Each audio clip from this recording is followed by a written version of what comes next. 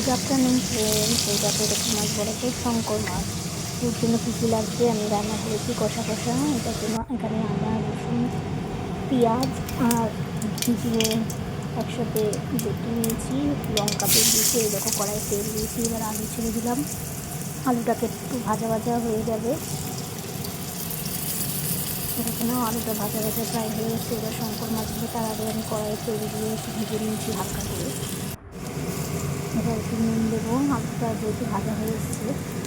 তারপর পেঁয়াজটা দেবো, দিয়ে আবার একটু নাড়াচাড়া করবো যতক্ষণ না পেঁয়াজটা ভাজা হচ্ছে।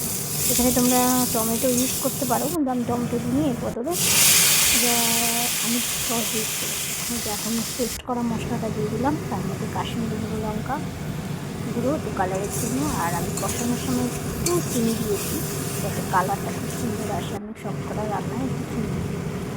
তো এর মধ্যে যে টমেটো সস দিচ্ছি, আমি তোমরা টমেটো ইউজ করতে পারো। এবার এমনি করে দিয়ে দিলাম, আবার কষাবো যতক্ষণ না তেলটা বেরোচ্ছে ভালো ভালো।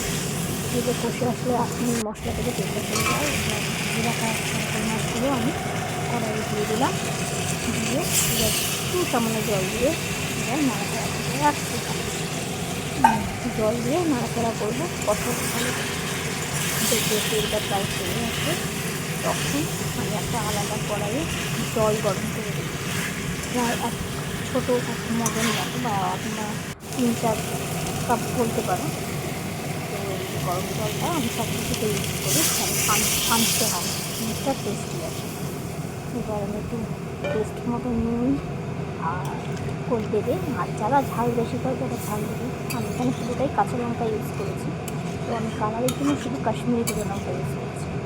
এই দেখো এবার এটা ফুটবে, নাড়াতে ভালো করে, একটু জল না দিলে ভালো করে সিদ্ধ হবে না। আলু রয়েছে এবং মাছ, একটু শঙ্কর মাছটা একটু সিদ্ধ হতে সময় লাগে। এই দেখো প্রায় আমার হয়ে এসছে, এবার আমার রেডি। আমি গ্যাস বন্ধ করে এবার